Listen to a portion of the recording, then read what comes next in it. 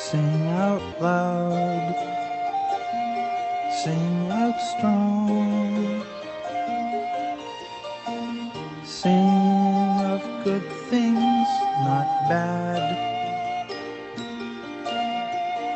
Sing of happy, not sad. Sing, sing a song.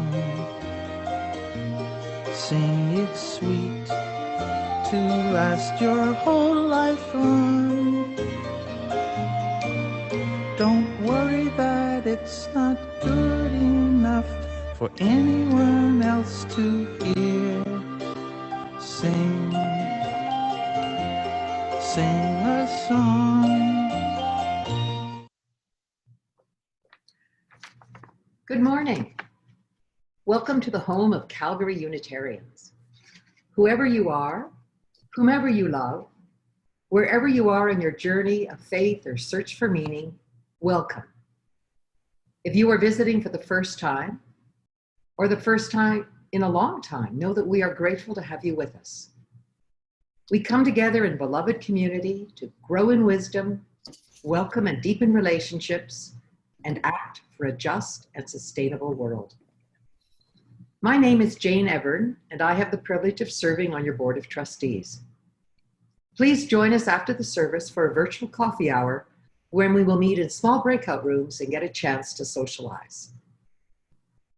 This congregation is very special to me because of the warmth of the people here. Wherever you are located now, please acknowledge the traditional lands on which you live. And for those of us here in Calgary, we acknowledge that this meeting takes place on the traditional territories of the people of the Blackfoot Confederacy, comprising the Siksika, Piikani, and Kainai First Nations, as well as the Tsuut'ina First Nation and the Stoney Nakoda, including the Chiniki, Bearspaw, and Wellesley First Nations of the Treaty 7 region of southern Alberta. The city of Calgary is also home to Métis Nation of Alberta, Region 3.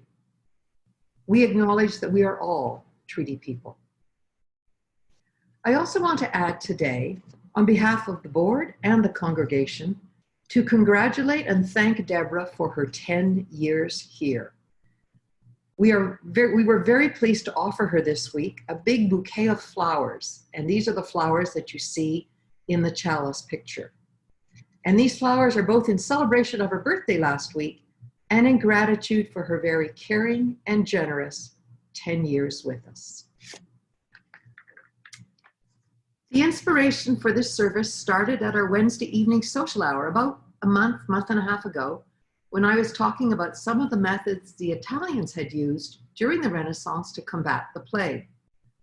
I also mentioned a great book, Year of Wonders, that I had read about how a UK village fought the plague in the 17th century. And as it turned out, one of our social hour attendees, Catherine Bourash, had actually visited that UK village and told us her story. Reverend Deborah, who was with us at that social hour, suggested at that point that we had the makings of a fine Sunday service. And voila, here we are 6 weeks later. So last Sunday's service focused on some of the very moving quarantine lessons from the past, whereas today we are looking at the music composed during such quarantine periods. And now over to Deborah for the chalice lighting. The chalice is a container, the space where musicians and listeners can gather. The oil is the fuel, the hours of practice and the life experience of everyone in this virtual space. The wick is the instruments, the vocal cords as well, through which the music will flow. And the flame is the music which is created as if by magic. When the instruments are lifted, the breath is inhaled, and the downbeat nodded. May this flame ignite the music within us all.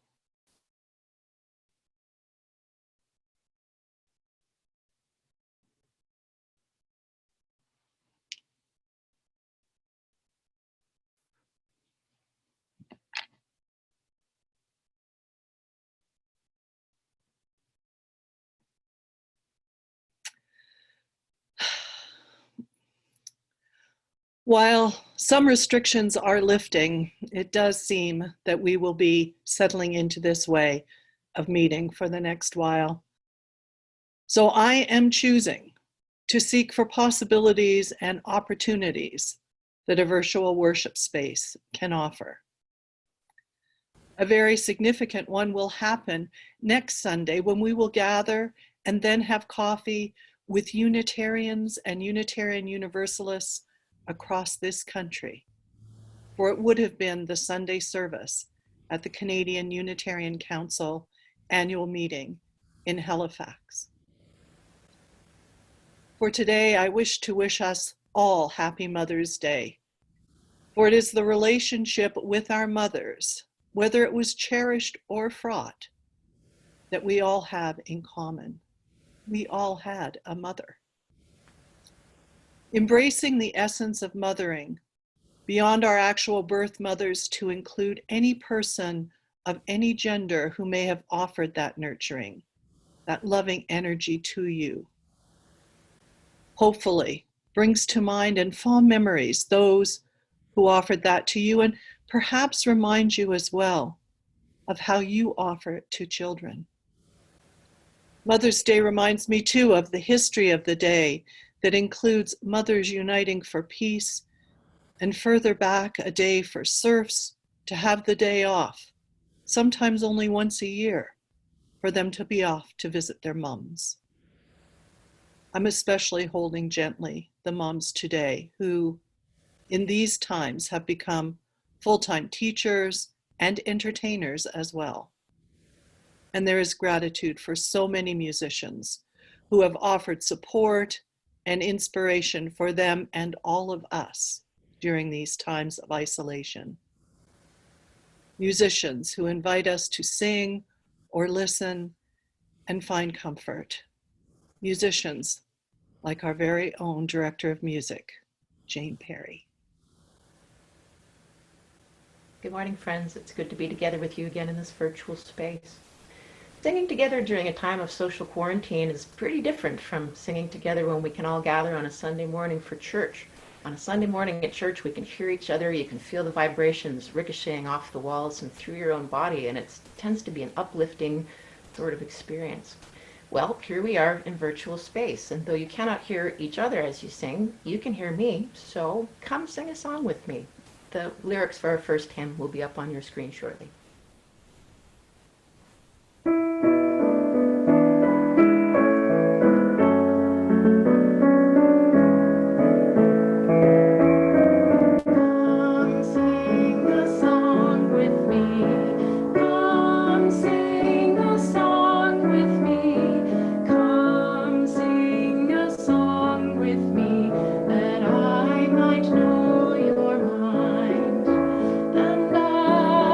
Bring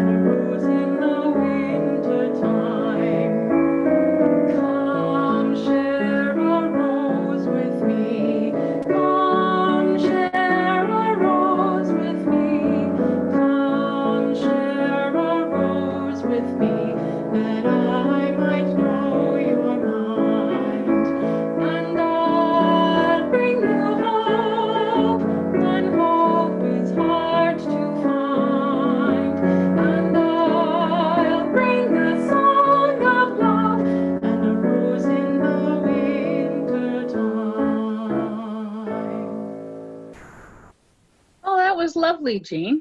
I really enjoyed that song. And good morning, everyone. I'm Sheila McMaster, Director of Religious Education here at the Calgary Unitarians. And today is Mother's Day. Yay! You might be wondering, what are the children doing this week? This week, we're going to be looking at rituals and symbols in our own lives and where we can find them. And for the youth, we're actually going to be looking at the history of Mother's Day today. As Deborah mentioned, it actually has some real activist roots for women, and that's going to be interesting. And I'm going to share with you a little bit of history of Mother's Day. I actually found it really fascinating. So the ancient Greeks and Romans held festivals to mother goddesses, Rhea and Cybele, and there's also an early Christian festival called the Mothering Sunday, which is the fourth Sunday in Lent. And that's when you went back to your church where you grew up, like your home church. And eventually it became a little more secular, and children would give a flower or a little gift of gratitude to their mom. And then you go over to the American side in the late 1800s, and there's a whole bunch of really wonderful activist women that started days honoring women and about Mother's Day. And one of them was Anna Jarvis, and she's credited for the Mother's Day we have today.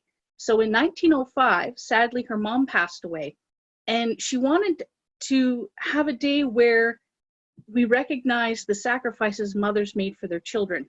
And so she wrote letters to politicians and had media campaigns. And eventually in let me see, which date do I have on here? In my book, I wrote it down. In 1914, the president officially established the second Sunday in May as Mother's Day. So hurrah, very exciting. And then what happened was all the candy makers and florists got on board and made it a commercial holiday. And she was very, very upset and spent the rest of her life campaigning to end Mother's Day and to get rid of it because it had turned into something commercial, which was not the original intent. And I think originally she'd wanted people just to wear a single white carnation and visit their moms or go to a church service. So all of you here today, hooray, you're celebrating Mother's Day already by attending a church service the way it was originally intended back in 1905. So good job. And so, you know, today you might be thinking, how else can I honor Mother's Day? And it might be as simple as just visiting your mom or saying hi to your mom. And your mom could be your biological mom, or some of us have spiritual moms, or moms that we've chosen with our hearts. So moms that fulfill that mom-like energy for us in our lives. And I was talking to my daughter, and she has many, many moms in her life. And she said there needs to be a separate day for step parents. And I think there is, but it's okay. You can honor as many moms as you want on this day. And then she asked me, what about Kids Day? And I said, that's another day. We can have a Kids Day. That's coming. Don't worry. And I also want to recognize that for some of us, Mother's Day holds a lot of different feelings, and recognizing it might not be just a happy day for everyone. And this might be a day, you know, for example, that I might light a candle for a mom that I'm remembering, or remembering being a mom, or that I might write a letter that I never send, but just connecting with that mom energy today. And there's an anonymous poem that for me captures the essence of Mother's Day that I'd like to share with all of you today. And it goes like this. Roses are red, violets are blue. Sorry you don't have a kid that can rhyme. Happy Mother's Day. And now to you, Marcia. Thank you, Sheila. Now we move into our time of centering. There will be a reading, followed by a time for silent reflection, and then an interlude of music, wonderful music, from Tamer Hadi. Today's reading is from a recent opinion piece in the Globe and Mail by professional fiddler and University of Toronto music professor Laura Risk. Community music will survive the pandemic. Even under full lockdown, it persists and thrives. Our need for human connection is strong enough that when physical contact is forbidden, we find comfort in sonic closeness. As we live As we live stream our way through the next weeks or months, let's remember the power of music to bring us together physically. Music makes it okay to dance with strangers, to squeeze into a crowd, to sit side by side in silence. Let's hold on to that feeling of togetherness. We know it will come again. In the meantime, let's support the musicians who will sustain our well-being now and will help rebuild our communities when the time comes.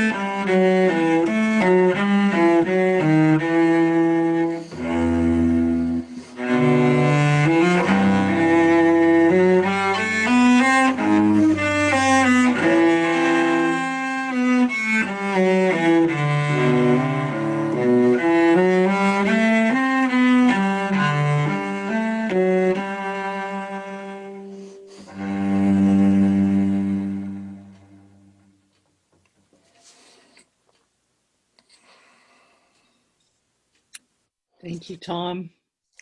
We are so blessed with musicians in our community, and I'm so grateful to Tom for sharing his today.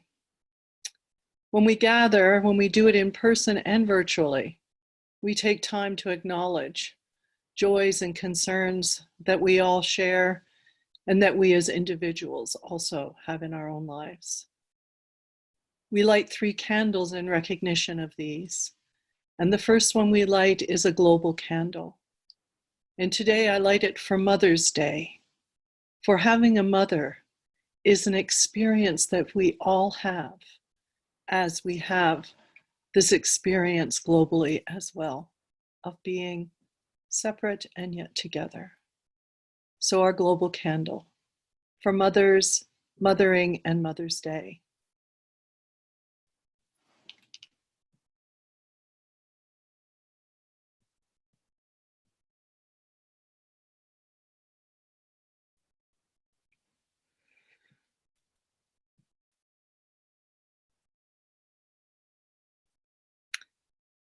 There are so many concerns today, so many concerns that we are all holding for how it will be beyond these days. Concerns for loved ones that we have who are living in isolation or are suffering. There are a number of people in our community who have lost family members or beloveds to the virus. We hold you gently. There are so many concerns these days. Let us share the energy of comfort with each other as we light this candle.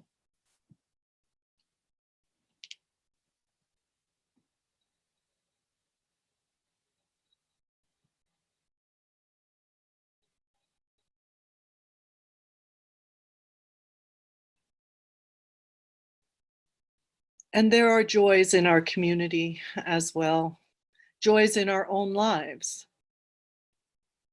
There have been a lot of birthdays, I must say, in the last week, and last Sunday we acknowledged all the May birthdays.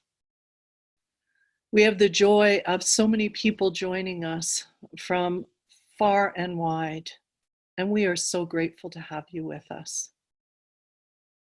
In our own lives, let us also remember all there is to be joyful for as we see the greening starting to happen in our city, as we experience the opportunities to connect even though it's virtually. May we continue to share the joy of connection, of springtime. And we light this candle for the joy spoken aloud and those held in the silence of our hearts.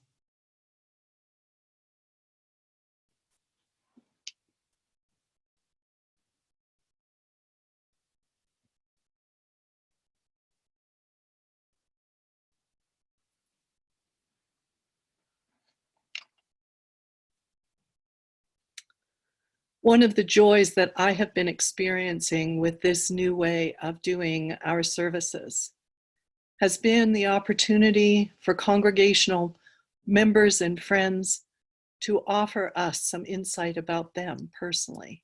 We're calling it a member's moment. And some of these are live, and some of them, like this morning, are recorded and sent to me as a video for you to be able to enjoy. So if you're interested, please be in touch. I would love to hear from you and give you a date. For today, this video from our new board member, Leslie Robinson.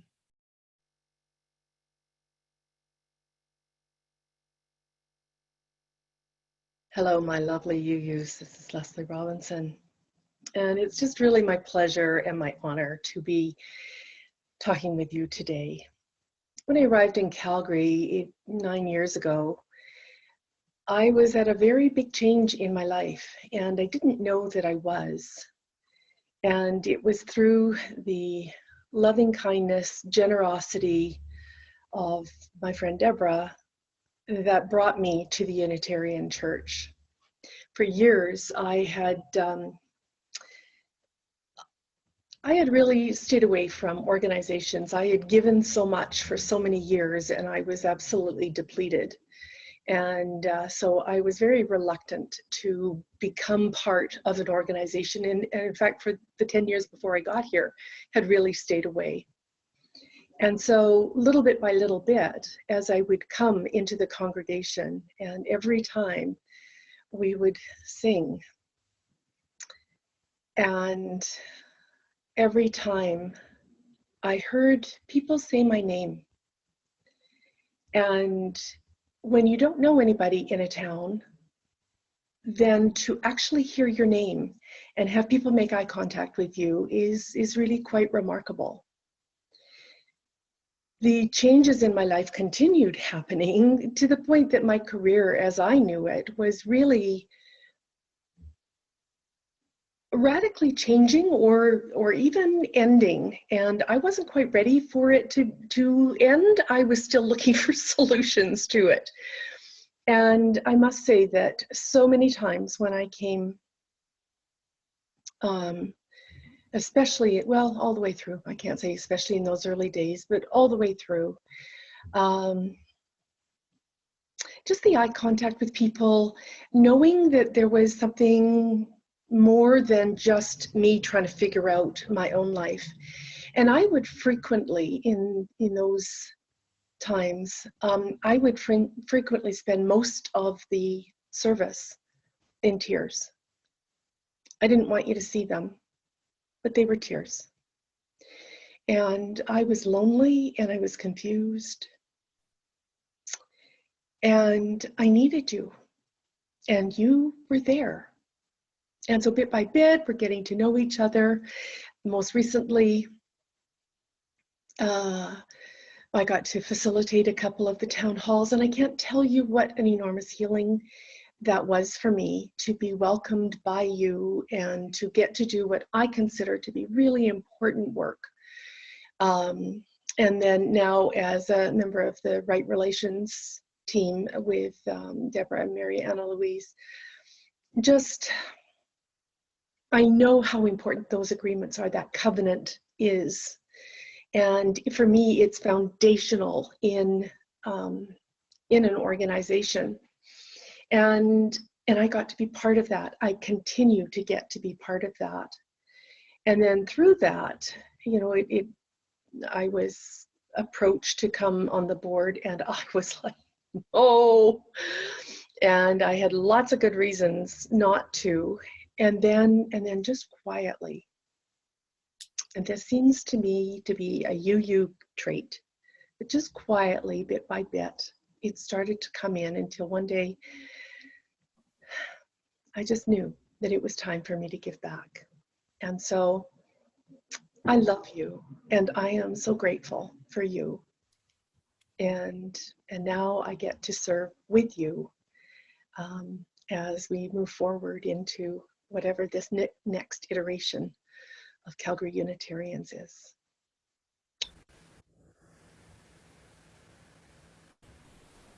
Thank you, Leslie, for those words. Part of music is listening. Whether you're a performer who's creating the music and listening as you play or sing, whether you're an audience member sitting back and just soaking it all in. There's a lot of music around us in our daily lives, and I know I'm noticing things like the songbirds who are so joyful in our backyard, things like young siblings who are out on their bicycles for perhaps the first time. They're laughing and laughing. Part of listening, too, has to do with listening to that inner voice, that small, still voice inside, and that's what our next song is about, Voice Still and Small. It's a short song, so we're going to sing it twice, and the lyrics will be on screen for you.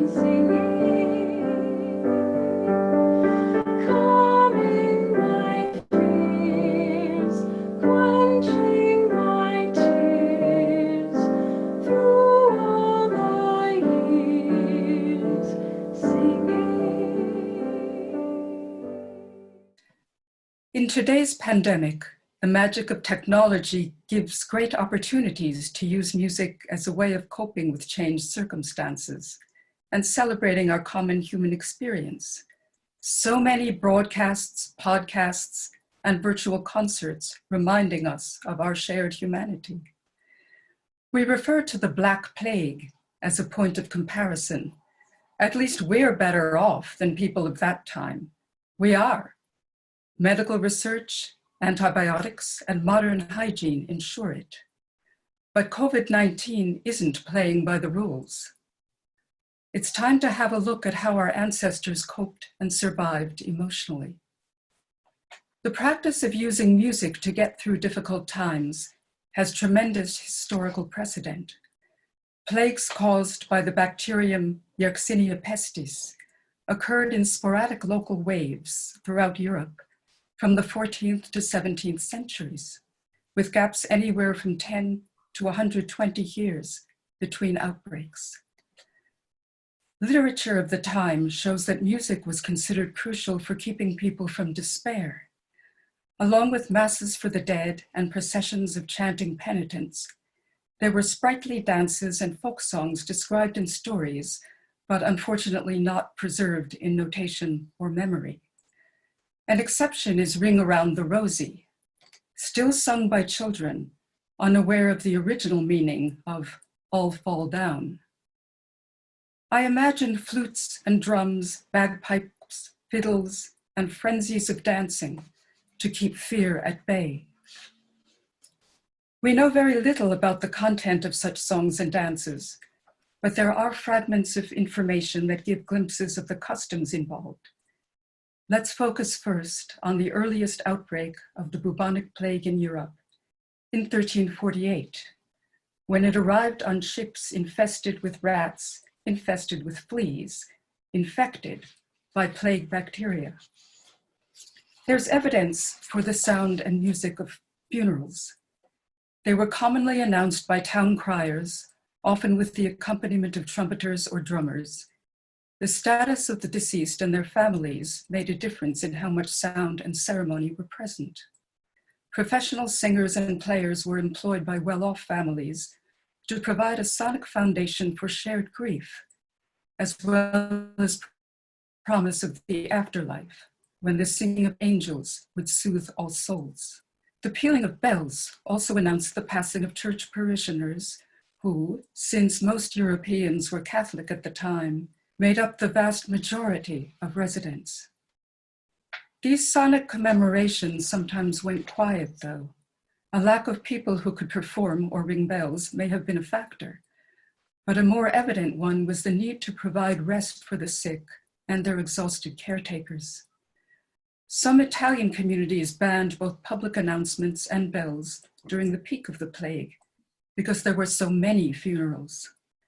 A proclamation from the city of Pistoia gives an example.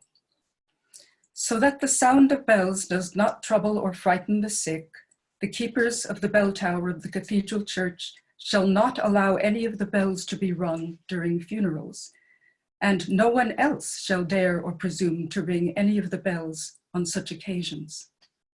The fine was 10 pence, the wage for 2 days of work by a skilled tradesman. Any announcement of a death outside the city was forbidden to prevent people from entering or leaving city walls. This is how we know that people of the time fully recognized the threat of contagion. Exceptions were made, though, for the funerals of knights, lawyers, judges, and medical doctors, who could be honored with full ceremony and multiple visitors at the pleasure of their families. The poor did not merit funerals, since their families couldn't afford them. From this, it's clear that the impact on disadvantaged members of society in a society in a pandemic was especially heavy, as is also seen today.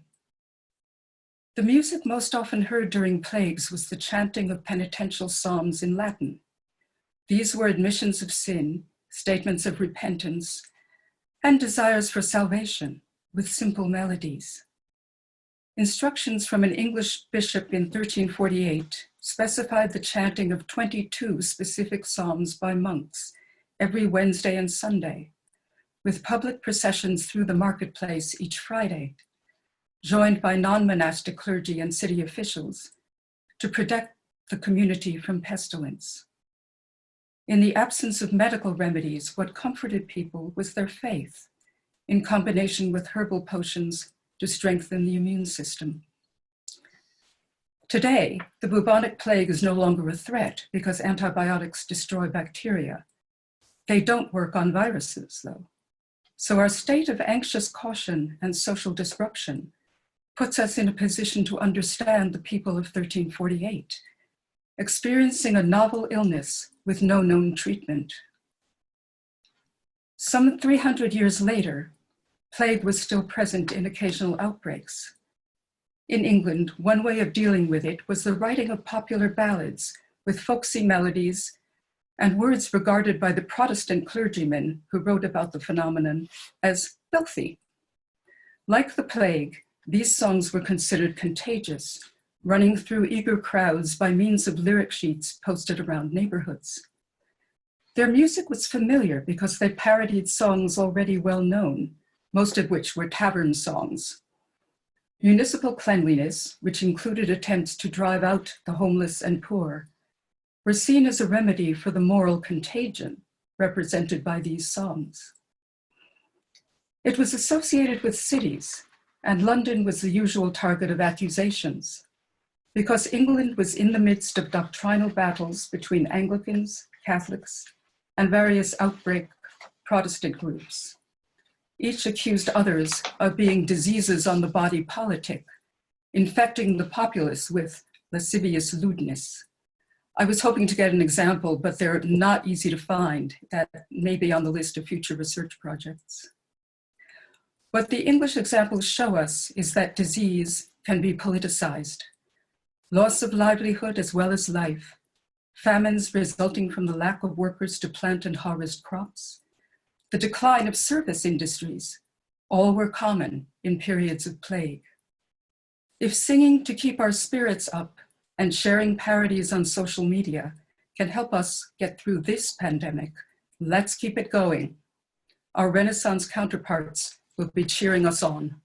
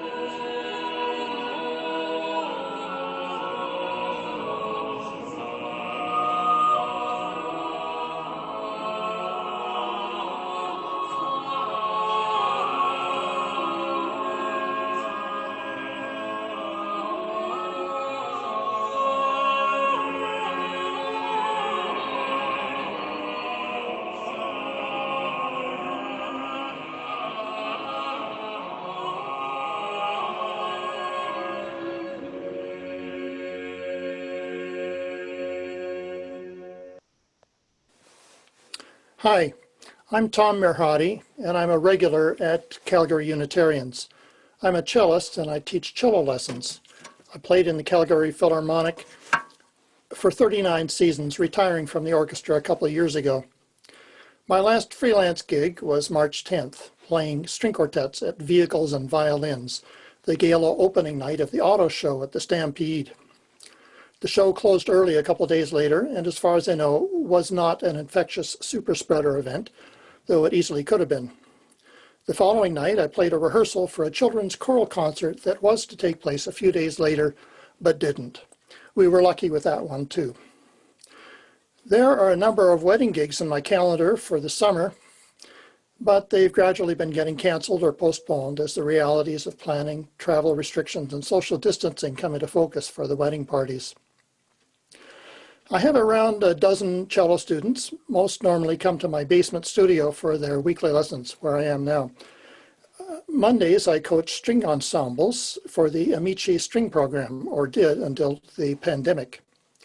Around March 15th, it became clear that if I was going to continue teaching, it would have to be online. Everybody was in the same boat, so naturally an Alberta online music teachers group sprang up on Facebook. And there's been a lot of sharing of tips for online teaching, what platforms and hardware to use, adjusting expectations, and so on. March 18th, I sent an email to my students with the subject line, Cello Lessons in Interesting Times, and started online lessons soon after that. I began using FaceTime, and while it's not ideal, it's been okay so far. Not all the students took me up on it. Normally, I teach a couple of them at their home or elsewhere, and they have stopped lessons for the time being. One, an 8-year-old, left in early March with his mother and little brother for a visit with relatives in India and got stranded there when borders closed. They eventually got back to Canada on a repatriation flight, and he had his first online lesson on Wednesday. Another who comes for lessons is a nursing student, currently placed at the Peter Lougheed Emergency Department, and he can't see returning until the crisis has passed.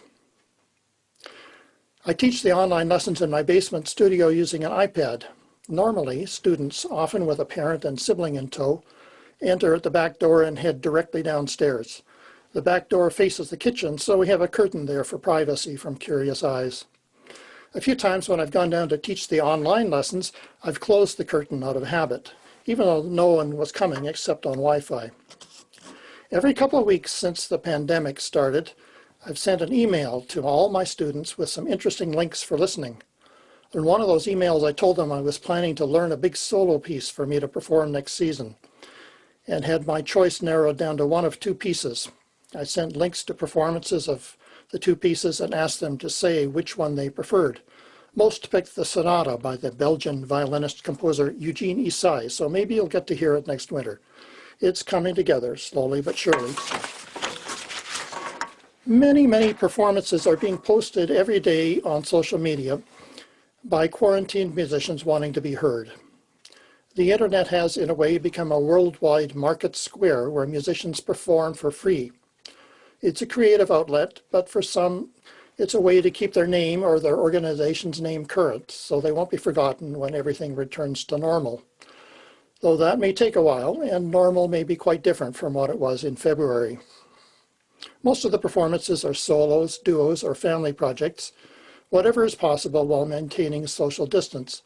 But the technology is there for those willing to learn how to use it to create virtual ensembles by assembling and synchronizing collages of solo performances, with each individual recorded in isolation at different time and place. This is actually nothing new. For pop music, it's been going on for decades, largely behind the scenes, and mostly just the audio component. Each of the past 5 years or so, I've done a concert at the church with the Springbank Trio, pianist Jamie Sire, violinist Laurie Sire, and me on cello. When we formed the trio, the Sires lived in Springbank, but now they live in Bergen, Alberta, northwest of Calgary. Jamie's pretty adept with technology, and he's embarked on a series of 2-piano collaborations with pianists he knows in other places, so far in Edmonton, Victoria, Arizona, and the Czech Republic, and posting them on YouTube and Facebook. We're going to show you the most recent one, Jamie in Bergen, and a classmate of his from Yale in the 1970s, Michael Manning, who lives in Tucson, Arizona. This is a well-known song in an arrangement for 2 pianos, 8 hands. So they've each recorded themselves twice, playing different parts. Percy Granger's Country Gardens.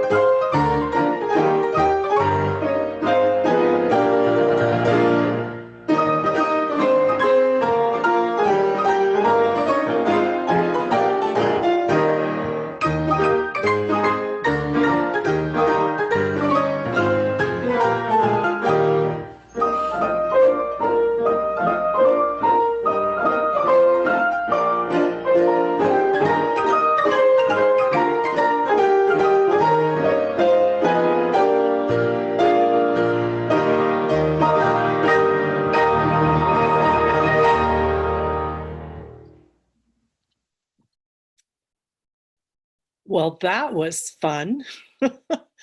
Thank you. Thank you for sharing that, Tom.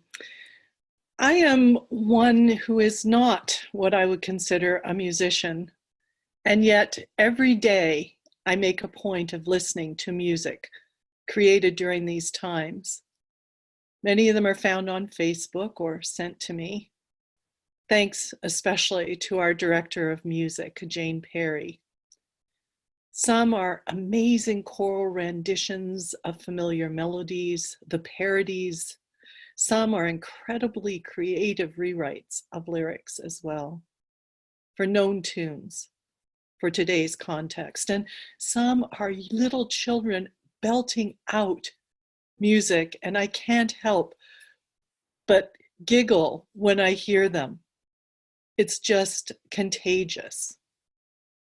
And some of them just make me want to get up and dance, getting a little extra body moving. Music has been salvific for me through these days. When we first began reflecting on these services about quarantine at different times, I particularly for today, reflecting on music, kept thinking of Julian of Norwich. Now, why, you might ask, Julian, as she is not particularly noted for her music. Julian of Norwich was born in 1343 and was an English anchorite. That is, she lived in a tiny cell attached to St. Julian's Church in Norwich and was the anchor for that spiritual community. She wrote the earliest surviving book in English language to be written by a woman, Revelations of Divine Love. During her lifetime, the city suffered the devastating effects of the Black Death of 1348 to 50. And in 1373, at age 30, she was so seriously ill and on her deathbed. And it was there that she received visions. It was actually on May 8th, Friday, 1373, as last rites were being offered her, that she had these visions. The reasons that she has so come to the fore for me is that one of those visions inspired the words that she is most noted for. All will be well, and all manner of things shall be well. It is these lyrics and a song written by a Unitarian Universalist minister and colleague and folk singer, Meg Barnhouse, who wrote a song titled All Will Be Well. It's a dialogue between her and Julian, confronting the idea of all will be well, when we know full well that all is not well these days. In that song, Meg and Julian have this conversation back and forth about, haven't you seen poverty? Haven't you seen loneliness? All of the things that we are experiencing, and sickness and disease, and yet still coming back to that place of hope, that place of knowing that while we go through the living experience of these lives, all will be well. The song, Meg's song, has become an earworm for me, and while I had thought about including it today with so much beautiful live music, I just invite you to perhaps do a search for it. It's an earworm for me. I'd like to close my brief part of this reflection with words of a poet, for I do think that the art of poetry can be music for the ears. This from Mary Oliver. It's her poem, I Worried. I worried a lot. Will the garden grow? Will the rivers flow in the right direction? Will the earth turn as it was taught? And if not, how shall I correct it? Was I right? Was I wrong? Will I be forgiven? Can I do better? Will I ever be able to sing? Even the sparrows can do it. And I am, well, hopeless. Is my eyesight fading, or am I just imagining it? Am I going to get rheumatism, lockjaw, dementia? Finally, I saw that worrying had come to nothing and gave it up and took my old body and went out into the morning and sang. A poem from Mary Oliver.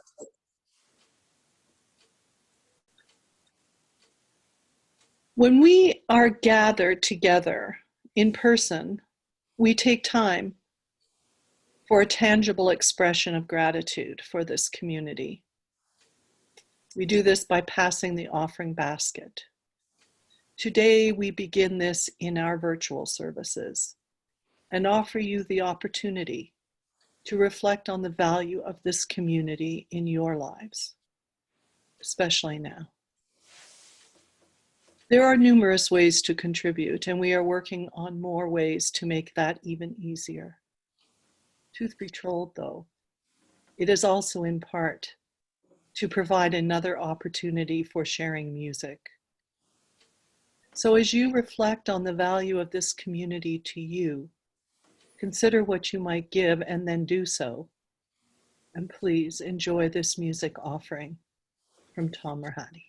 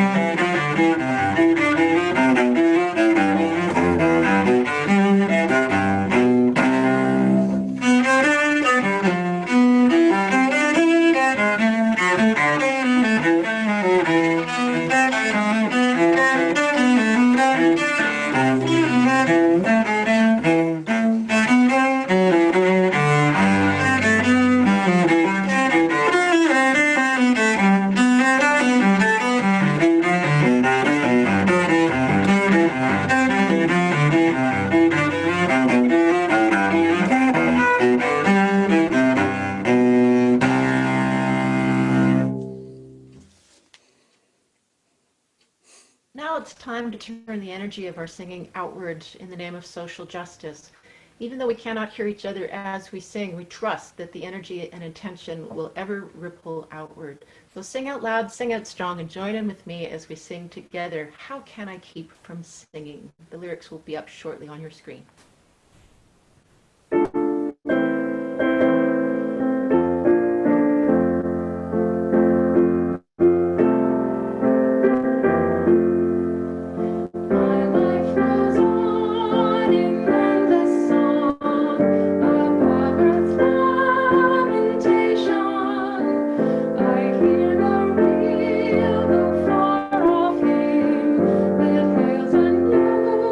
Creation.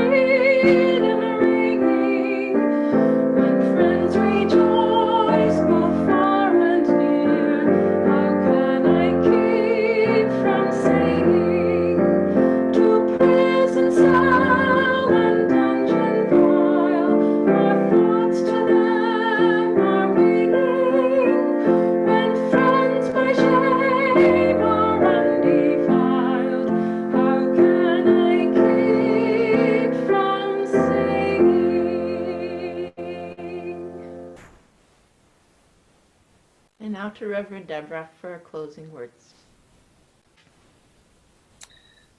Our closing words are from Robert Weston, entitled, I Will Lift Up My Voice. I will lift up my voice and sing. Whatever may befall me, I will still follow the light which kindles song. I will listen to the music arising out of grief and joy alike. I will not deny my voice to the song. For in the depth of winter, song, like a bud peeping through the dry crust of earth, brings back memory and creates anew the hope and anticipation of spring. Out of a world that seems barren of hope, song decries beauty in the shapes of leafless trees, lifts our eyes to distant mountain peaks which, even if we see them not, remind us that they are there, waiting, and still calling us to come up higher. Out of the destruction of dear hopes, out of the agony of heartbreak, song rises once more to whisper to us that even this is but the stage setting for a new beginning, and that we shall yet take the pieces of our hearts and put them together in a pattern of deeper, truer lights and shades. I will lift up my voice in song, for in singing I myself am renewed, and the darkness of night is touched by the promise of a new dawn, for light shall come again. The chalice offers light, the flame lit today to ignite the music within us all. In extinguishing it, we take the light within, the warmth of community to our keeping, that the music ignited within us might sustain us, singing with spirits lifted. We extinguish our chalice.